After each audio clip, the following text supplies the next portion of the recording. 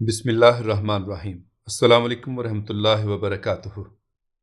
आने वाला मौसम बड़ा अज़ाबनाक होगा, बड़ी थकन होगी, हर तरफ कहते-आब होगा। उस वक्त के लिए इन आंसुओं को बचा के रख फिरदौस। फिरदौस ने सर उठाया और बहराम गौरी के चेहरे को अपने दोनों हाथों के दरमियान लेकर देखने लगी। नायब सिपहसालार ने कोई मुज़ाहमत नहीं की। इससे ज्यादा मौसम की सख्तियां और क्या होंगी। शिद्दत जज्बात से फिरदौस की आवाज लरज रही थी। कैसी खूबसूरत इमारत को खंडर बना डाला। इसी तरह तू भी एक दिन खंडर हो जाएगी फिरदौस। बहराम गौरी ने आहिस्ता से उसके हाथ अलग कर दिए। मगर ये खंडर आने वाले लोगों को हमेशा एहसास दिलाते रहेंगे कि एक अजीमुश्शान इमारत आबाद थी। बहते हुए आंसू फिरदौस के रुखसारों पर एक लकीर बनाते हुए गुजर रहे थे और बहराम गौरी को महसूस हो रहा था जैसे दोनों जानिब कहकशाएं रोशन हो गई हों। स्याह रात में रोशनी के दो रास्ते। तू सच कहती है फिरदौस, मगर कोई नहीं जानता कि खंडर होने तक तेरे दिल पर क्या गुजरेगी। बहराम गौरी सिर्फ एक जांबाज कनीज की खातिर मुस्कुरा रहा था, वरना उसके होंठों से तो हंसी उस दिन रूठ गई थी जब शहजादी रजिया सुल्ताना ने उसके इश्क की नफी कर दी थी। बहराम गौरी चाहता तो फिरदौस के जज्बों को पामाल करके आगे बढ़ जाता, मगर उसे इश्क की तौहीन गवारा नहीं थी। मैं जिंदगी की हर असियत से गुजर जाऊंगी, मगर मेरा शहंशाह मुझे खंडर होने तक देखता रहे। फिरदौस के रुखसारों पर मचलने वाली कहकशाओं ने यकायक दहकते हुए सूरज की शक्ल इख्तियार कर ली थी। बहराम गौरी एक बार फिर जबरन मुस्कुराया। जहां तक आंखों की रोशनी काम करेगी, वहां तक तुझे देखता रहूंगा। फिरदौस वापस चली गई। उसके कदम जमीन पर नहीं पड़ रहे थे। कनीज को यूं महसूस हो रहा था जैसे जमीन बहुत नीचे रह गई हो और वो कहकशाओं के ऊपर से गुजर रही हो। पूरी फिजा मुअत्तर थी, जैसे आसमानों में मुश्क आरूद व अंबर सुलगा दिए गए हों। ये महबूब के जिस्म के लम्स की तासीर थी, जिसने हवाओं को कैफ व सुरूर में भिगो दिया था। आधी रात गुजर चुकी थी, मगर रजिया सुल्ताना अभी तक अपने नर्मो गुदाज बिस्तर पर करवटें बदल रही थी। बार बार उसकी समात में सुल्तान अल्तमश के अल्फाज गूंज रहे थे। बेटी, मलिक अत्तोनिया तुम्हारे रिश्ते के लिए दरख्वास्त लेकर आया है। मैंने उसकी दरख्वास्त मुस्तरद तो नहीं की कि अत्तोनिया एक वजीज, शुजा और वफादार मर्द है। मैं उसे पसंद करता हूँ, मगर मैं अपनी पसंद को तुम्हारी मर्जी पर तरजीह नहीं दे सकता। तुम्हारे सामने एक अजीम मकसद है। अगर शादी से ये मकसद मुतासिर होता हो तो फिर तुम अपने फैसले में आज़ाद हो। बाबा मोहतरम, मुझे ये मकसद अपनी ज़िंदगी से भी ज़्यादा अजीज़ है। रज़िया सुल्ताना ने सर झुकाते हुए कहा। उसके लहजे में झिझक ज़रूर थी, मगर चेहरे पर उस रवायती शर्म हया का अक्स नहीं था जो मशरक़ी औरतों की फितरत सानी होती है। जंगी तरबियत के दौरान ही शहजादी की शख्सियत से मर्दानापन झलकने लगा था। फिर जब वो 1 साल से ज़्यादा अरसे तक दरबार आम में तख्ते सुल्तानी पर जलवा अफरोज़ हुई और उसने पूरी इस्तकामत के साथ मर्दों के खिलाफ सैकड़ों फैसले किए, तो उसकी नस्वानियत बतदरीज कम होती चली गई। अल्तमश उसके खदोखाल में सुल्तान हिंद को देख रहा था और रज़िया खुद अपने आप को सुल्तान का सबसे बड़ा बेटा समझ रही थी।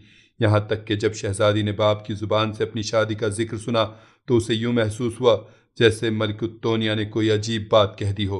अगरचे अत्तोनिया बठिंडा वापस जा चुका था, लेकिन रज़िया सुल्ताना के जहन में एक खलिश सी छोड़ गया था और अब वही खलिश उसे बेचैन किए हुए थी।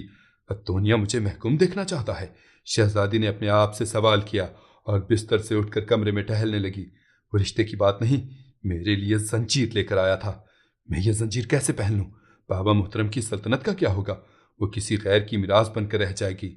रज़िया बज़ाहिर दहली के तख्तोताज को बचाने की बात करती थी, लेकिन दरअसल उसकी रूह की गहराइयों में आज़ादी और हुक्मरानी का जज्बा परवरिश पा चुका था। फिर वो मलिकुत्तोनिया या किसी दूसरे मर्द का पैगाम क्या सुनती? उसने तो बड़े से बड़े मनसबदार को अपने सामने दस्त बस्ता खड़े देखा था। यकायक शहजादी की नज़रों के सामने जमालुद्दीन याकूत हबशी का चेहरा उभर आया, एक फर्माबरदार और जानिसार मर्द। रज़िया सुल्ताना दोबारा अपने बिस्तर पर दराज हो गई। फिर हबशी ज़ादे के हवाले से कई गुमगश्ता मनाजिर ताज़ा हो गए और शहजादी को अपनी ज़ात की जलवागाह में कदम कदम पर सजदों के निशानात दिखाई देने लगे। ये तमाम सजदे एक ही मर्द ने अदा किए थे और वो मर्द जमालुद्दीन याकूत था। रज़िया सुल्ताना की अना तस्कीन पाने लगी। वो मर्द शुजा था, मगर एक औरत की बारगाह में खम था। शहजादी को एक नाकाबिले बयान कैफ व सुरूर की हालत का एहसास हुआ और फिर वो इसी आलम में नींद के जजीरे की तरफ बढ़ती चली गई। स्वामी दीनानाथ ने नविश्ता दीवार पढ़ लिया था और उसके कान मुसलसल किसी संगीन खतरे की आहटें सुन रहे थे। सुल्तान अल्तमश के मातूब राजा देवबल की आमद ही कुछ कम क़यामत खेज नहीं थी। इस पर शहजादी रजिया सुल्ताना से शादी करने का मंसूबा? ये सोचकर ही दीनानाथ की रूह तक लरज उठी थी। आखिर स्वामी ने फैसला कर लिया कि वो इस खौफनाक साजिश को सुल्तान के गोश गुजार करके अपने लिए अमान मांग लेगा। दीनानाथ ने बड़ी मुश्किल से रात बसर की। जब वो सुबह होते ही कुटिया से फरार होने के लिए कमरे के दरवाजे पर आया तो वहां खिलाफ तवक्को अपने खास सेवक चंदालाल के बजाय दो लहीम शहीम मुसल्ला नौजवानों को खड़े पाया। चंद लम्हों तक दीनानाथ पर हैरत और इस्तेजाब की कैफियत तारी रही, मगर फौरन ही वो अपने जहन को झटक कर आगे बढ़ा। स्वामी का एक कदम अंदर था और दूसरा बाहर, तो मुसल्ला नौजवानों ने अपनी बेनियाम तलवारें दीनानाथ के सामने कर दी। यह क्या बेहूदगी है? स्वामी चीख कर बोला। आप बाहर नहीं जा सकते, एक मुसल्ला नौजवान ने सख्त लहजे में कहा। क्यों? दीनानाथ के चीखने का वही अंदाज था। ठाकुर का हुक्म है। दूसरे नौजवान ने इस कदर तहकीर आमेज लहजे में जवाब दिया जैसे वो स्वामी दीनानाथ से नहीं, दिल्ली के किसी अछूत से मुखातिब हो। ठाकुर कौन है मुझे हुक्म देने वाला? स्वामी पागल सा हो गया। ये ठाकुर से पूछ, दोनों नौजवानों ने बैक जुबान कहा। स्वामी दीनानाथ सख्त आलम तैश में वापस पलटा। फिर उसने दरवाज़ा बंद किया और अपने तवील व अरीज कमरे के गोशे में रखी हुई भगवान की मूर्ति के पास पहुंचा। दीनानाथ ने पहले मूर्ति को 7 सीधे चक्कर दिए और इसी तनासुब से 7 उल्टे चक्कर। जैसे ही आखिरी चक्कर मुकम्मल हुआ, मूर्ति के नीचे गहरा शिगाफ नुमदार हो गया। ये एक खुफिया सुरंग में दाखिल होने का दरवाज़ा था। स्वामी दीनानाथ उसी सुरंग से गुजरकर अपने इशरत कदे में पहुंचा, जहां बलराम सिंह और राजा देव बल राज व न्याज की बातें कर रहे थे। ठाकुर, ये क्या है? स्वामी गुस्से में भरा हुआ था। स्वामी, ये सब कुछ तेरे तहफ़्फ़ुज़ के लिए किया गया है।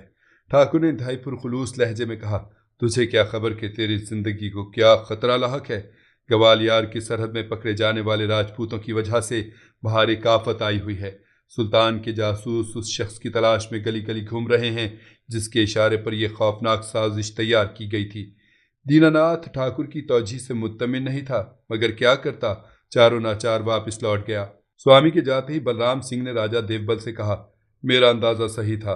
दीनानाथ एक बुज़दिल शख्स है। वो मौत की बाजी खेलने के लायक नहीं है, इसलिए भाग जाने की फिक्र में है। ये कहते कहते ठाकुर का चेहरा गुस्से से सुर्ख हो गया था। मगर मैं इसे फरार नहीं होने दूंगा। अब मरेंगे तो सब एक साथ मरेंगे। स्वामी दीनानाथ की कुटिया में जमीन के नीचे सुरंगों का एक जाल सा बिछा हुआ था। जिस तरह दुश्मनों से महफूज रहने के लिए कई खुफिया पनाहगाहें थीं, इसी तरह यहाँ से फरार होने के लिए भी कई रास्ते बनाए गए थे। स्वामी कई दिन तक हर रास्ते पर गया, मगर वहाँ ठाकुर के मुसल्ला नौजवान मौजूद थे। दीनानाथ को महसूस हुआ कि वो अपने ही बिछाए हुए दाम में गिरफ्तार हो गया है। मजबूरन स्वामी ने फरार होने का इरादा तर्क कर दिया और ठाकुर की खुशामद में लग गया कि अब जान बचाने की यही एक सूरत थी। ठाकुर उससे भी ज्यादा रयाकार था, हंसकर टाल गया। कोई बात नहीं स्वामी, बस तू सितारों की चालें देखकर बता कि ये वक्त कैसा है। दीनानाथ ठाकुर की बातों से बहल गया। अभी वो उठने ही वाला था कि एक खूबसूरत दासी ने आकर इतला दी, सारंगा राम मंदिर में पहुंच चुका है। वो सारंगा कौन है? दीनानाथ ने हैरत ज़दा लहजे में पूछा। अपनी आंखें भी बंद कर ले और कान भी। इस बार ठाकुर की आवाज़ में सख्ती शामिल थी। कौन आया और कौन गया? ये तेरा दर्द सर नहीं है? शराब पी और देवदासियों से दिल बहला। क्या तुझ जैसे नाकारा इंसान के लिए ये नेमतें काफ़ी नहीं हैं? स्वामी को एक बार फिर किसी खतरे की आहट सुनाई देने लगी थी, मगर वह ठाकुर से मजीद कुछ पूछने की जुर्रत न कर सका और चुपचाप उठकर चला गया। ठाकुर बलराम सिंह राजा देवबल को एक और खुफिया रास्ते से लेकर राम मंदिर में पहुंचा। रास्ते में राजा देवबल ने मुस्कुराते हुए कहा, ठाकुर, ऐसा लगता है कि तूने धरती के नीचे एक नया संसार बसा रखा है। और कितने रास्ते हैं महाराज! जब आदमी कमज़ोर पड़ जाता है तो दुश्मन से बचने के लिए इसी तरह ज़ेरे ज़मीन पनागाहें ढूंढता फिरता है। बलराम सिंह ने तल्ख लहजे में कहा, आपको क्या पता कि सम्राट पृथ्वीराज चौहान के बाद दिल्ली के राजपूतों पर क्या गुजरी है। मैं सब समझता हूँ ठाकुर। राजा देवबल ने बड़ी मोहब्बत से बलराम सिंह के कंधे पर हाथ रख दिया। फिर वो दोनों अकब के दरवाजे से पुजारी के कमरे में दाखिल हुए। पुजारी उन्हें देखते ही खड़ा हो गया। सारंगा को यहाँ भेज दे और बाहर से दरवाज़ा बंद कर दे। ठाकुर राम मंदिर के पुजारी से मुखातिब हुआ। थोड़ी देर बाद सारंगा अंदर दाखिल हुआ और उसने आगे बढ़कर ठाकुर के कदम छुए। इन्हें भी प्रणाम कर सारंगा, ये राजा देवबल हैं, हम सबके पालनहार। ठाकुर ने ग्वालियर के शिकस्त खोरदा हाकिम की तरफ इशारा करते हुए कहा, ओ मेरे भगवान! फरते हैरत से सारंगा की आंखें फटी की फटी रह गईं। फिर वो अपने बाएं जानिब चंद कदम आगे बढ़ा और राजा देवबल के पैरों पर झुक गया। राजा देवबल ने सारंगा के सर पर हाथ रख दिया। फिर वो आगे बढ़ा और हाथ जोड़कर कहने लगा, महाराज, आपकी हार की खबर सुनकर हम मेवातियों को बहुत दुख पहुंचा है। आप खुद चलकर देखें कि पूरे जंगल में अभी तक सोग मनाया जा रहा है। हमें तुम्हारी बात का विश्वास है सारंगा। हिंदू कहीं का भी हो, अपने भाई का दुख देखकर उसकी आंखें छलक नहीं लगती हैं। राजा देवबल ने सारंगा की हमदर्दियां हासिल करने के लिए खुला झूठ बोल दिया था, वरना आम हालात में ये मगरूर राजा एक मेवाती को पांव छूना तो कुजा अपने करीब से गुजरने की इजाजत भी नहीं देता। क्या करें महाराज, समय की चालें ही उल्टी हो गई हैं। सारंगा दोनों हाथ जोड़े कह रहा था, हमारे शरीर पर तो सुल्तान का अधिकार है, पर हमारे दिल आपके साथ हैं। आज तेरे मन ही की परीक्षा है सारंगा। ठाकुर बलराम सिंह ने दरमियान में मुदाखलत की। जो आज्ञा ठाकुर। सारंगा ने अपने जुड़े हुए हाथों का रुख बलराम सिंह की तरफ कर दिया। महाराज, ये जंगल का राजा है सारंगा। बलराम सिंह ने राजा देवबल से मेवातियों के सरदार का तारुफ करवाते हुए कहा, मैंने हजारों मेवातियों को इस तारीख और खौफनाक जंगल में आबाद कर दिया है। अगर आज सारंगा ना होता तो आप किसी भी हाल में मुझ तक नहीं पहुंच सकते थे। ये मेरा खास बंदा है और मैं इसके जरिए तमाम हिंदू राजाओं से राब्ता कायम रखता हूँ। अगर ये चाहे तो आपकी मुश्किल आसान हो सकती है। सारंगा हैरान नजरों से राजा देवबल की तरफ देखने लगा। राजा देवबल ने इंतहाई रक़्क़त आमेज लहजे में सुल्तान के मजालिम की फर्जी दास्तान सारंगा को भी सुना डाली। सियासत के पेचो खम से नाशना एक सादा लो मेवाती लुटेरा मंदिरों के ढाए जाने और देवी देवताओं के तोड़े जाने के किस्से सुनकर पागल सा हो गया। ये तो बड़ा जुल्म है महाराज। सारंगा चीख उठा। अब तू ही सुल्तान से जुल्म का बदला ले सकता है। बलराम सिंह ने सारंगा से कहा। वो कैसे ठाकुर? सारंगा हैरत से बलराम सिंह की तरफ देखने लगा। तू किसी तरह से शहजादी रजिया सुल्ताना को इस मंदिर तक पहुंचा दे। ये कहकर बलराम सिंह ने राजा देवबल के पूरे मंसूबे की वजाहत कर दी। फर्ते हैरत के बायस सारंगा की आंखें हल्कों से बाहर निकल आई थी। शहजादी को यहाँ पहुंचा दूं? इसमें तो हम सबकी जान का खतरा है ठाकुर। मुमकिन है कि शहजादी यहाँ पहुंच जाए, मगर उसके बाद बाकी क्या बचेगा ठाकुर? सुल्तान तो पूरे जंगल को आग लगा देगा। जब तक आग लगेगी हम सब यहाँ से बहुत दूर जा चुके होंगे। बलराम सिंह ने सारंगा को उसके जानो माल के तहफ़्फ़ुज़ की जमानत देते हुए कहा, महाराज, इतना दे देंगे तुझे और तेरे साथियों को, फिर किसी चीज़ की ज़रूरत बाकी नहीं रहेगी। कहाँ से लूट मार और ख़तरात से भरी हुई ज़िंदगी, और कहाँ वो ज़िम्मेदारों और जागीरदारों जैसे ठाट बाट। और फिर सबसे बढ़कर ये कि तू अपने धर्म की सेवा कर रहा है। देवी देवता तुझसे खुश हो जाएंगे और तेरी बेचैन आत्मा को मुक्ति मिल जाएगी। जरा मेरी बात पर गौर तो कर सारंगा। लोक भी तेरा है और परलोक भी तेरा। ये कहकर बलराम सिंह ने अशरफियों से भरी एक थैली सारंगा के सामने डाल दी। ये क्या है ठाकुर? सारंगा ने चौंक कर पूछा। तेरे साथियों के रोजगार और सुख चैन की जमानत। बलराम सिंह ने मुस्कुराते हुए कहा, आज के बाद से तुम लोग छोटी छोटी वारदात करके अपने आप को हलाकत में नहीं डालोगे। सारंगा और उसके साथी कुर्ब जवार के देहातों में वारदात करके अपना पेट पालते थे। कभी कभी उन्हें रोटी की तलाश में दिल्ली से बहुत दूर निकल जाना पड़ता था। अक्सर ये लुटेरे अपने मकसद में कामयाब रहा करते थे, मगर कभी डाका जनी के दौरान मारे भी जाते थे। लुटेरों का सरदार अल्तमश को शिकार खिलाया करता था, इससे सुल्तान उसे मौका ब मौका इनाम व इकराम से नवाजता रहता था। सारंगा ने ठाकुर की दी हुई थैली को खोल कर देखा। उसकी आंखों के सामने सैकड़ों सुनहरी सिक्के जगमगा रहे थे। सारंगा ने अपनी पूरी जिंदगी में दौलत का इतना बड़ा जखीरा नहीं देखा था।